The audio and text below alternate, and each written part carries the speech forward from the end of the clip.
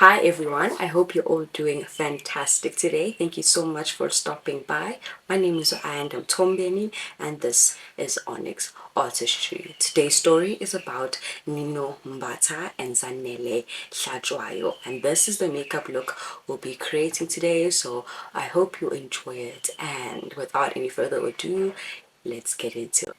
This story is about Nino Mbatha and Zanele Hlatsbwayo. This tragic story takes place on August 2017 in Escort, Pietermaritzburg, when a 32-year-old man by the name of Nino Mbatha walks into the Escort police station, chanting that he is tired of eating human flesh. Now, when he arrives at the police station, the police can see that this man doesn't seem like he's in the right frame of mind. He doesn't seem like he's okay, and he can tell that they're not taking him seriously. So he walks up to the counter of the police station and sits a pink bag on the counter. And out of the pink bag, he pulls out two items. He pulls out an arm and a leg. Now, police don't know what to make of this because it's not every day that someone walks into the police station and hands over the evidence and they're not convinced. And Nino can see this, so he pulls out a third item, and out of this bag, he pulls a red tacky.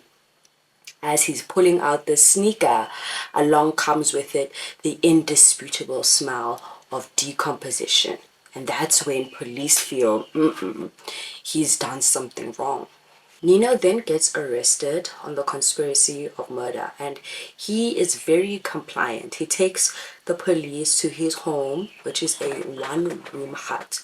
And when police get to his home, it's evident that perhaps he wasn't forced into doing anything as he made them believe, and that all of his acts were done on his own accord.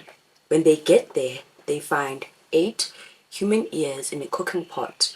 They find skull bone, jaw bones, and they even find a suitcase stuffed with human in it. But how did we get here? Well, this hut he rented from a man by the name of Magubane. Magubane is the brother of Lungisani Magubane, which would be his accomplice. He is very important. Whilst Nino rented this hut from Opilani, his neighbors would often, tell Opilani that there's a smell coming from his house, and the smell is of rotting or dead meat. And none of these complaints were looked into, nothing was done about it, they just fell to the wayside. Nino was known in the Escort community as a traditional healer, but by no means was he known for his good deeds. In actual fact, the community had nicknamed him Mkhonyovu, which in Zulu means corruption or corrupt one, as normally his clients were livestock thieves who usually came to him to seek some sort of charm or potion to make them invincible. And on many occasions, Nino would actually send them to go dig up human graves and bring him the flesh or the bones of the deceased people, or to even have them eat the flesh of deceased people. All of this was done in order to be invincible or to even gain prosperity and wealth. And remember Lungisani Magubane? Wow.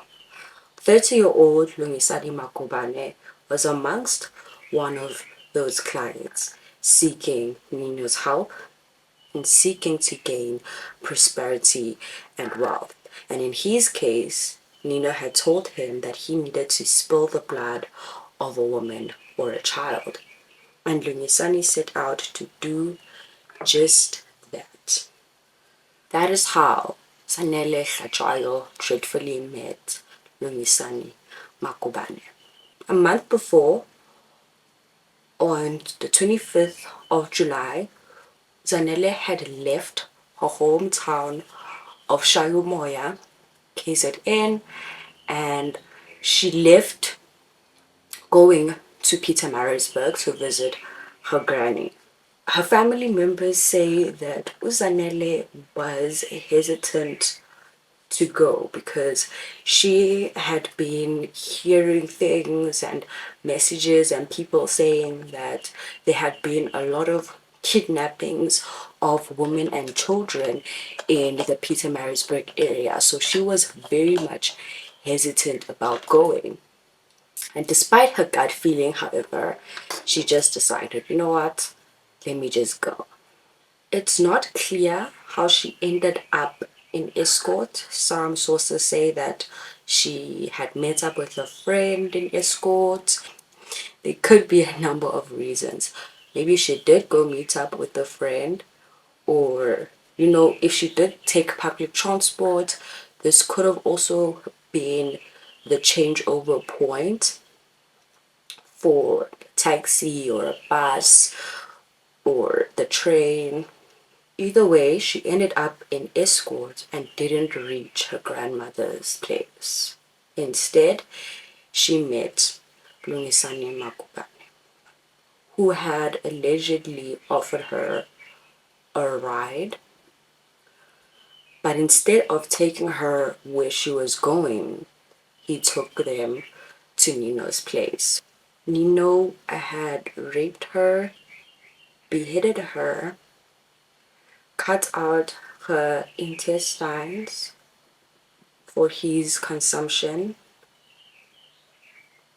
and dumped the rest of her body under rocks in his house. So he just made a shallow grave for her and dumped her there. Now, news travels fast, and somehow Zanele's family had heard of what had happened and what police had found in Escort, Pietermaritzburg, and somehow they just had a feeling that they need to go down to the police station and file a missing persons report, because the mother of one had not contacted them, had not reached her grandmother's place, and they were worried and thinking, okay, this might be Uzanele.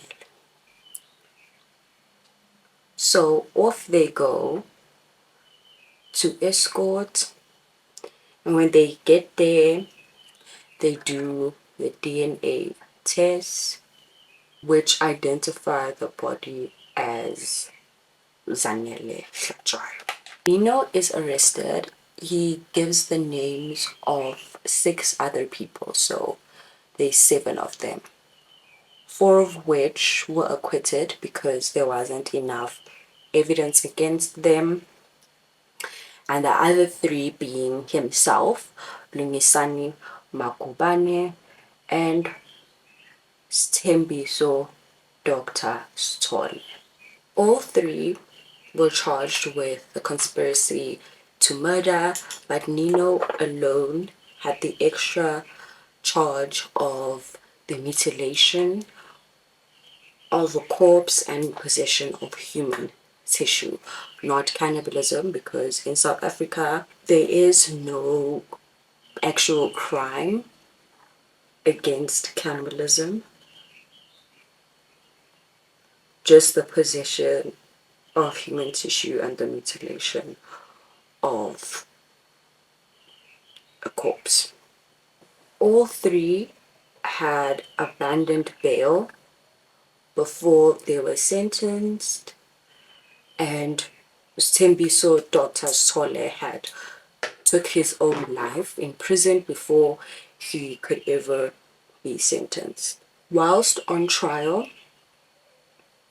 Nino's girlfriend had testified against him and stood witness to say that Nino had in fact shown her the hand of a human being before. Nino and Lungisani got life sentences each. The story of this whole community is quite interesting because the community was not surprised, and I don't know if they weren't surprised because it was Nino, or they weren't surprised because apparently a lot of people in the community had actually came forth to say that they have been eating human flesh, or it wasn't something that was new there. It was something that actually did happen quite often. So there could have been a whole cannibalism ring going on in that community. Alright, so I just did my lip off camera, and yeah, I'll see you guys in the next one. Thank you so much for watching. Please don't forget to like and subscribe if you enjoyed the makeup look and the story.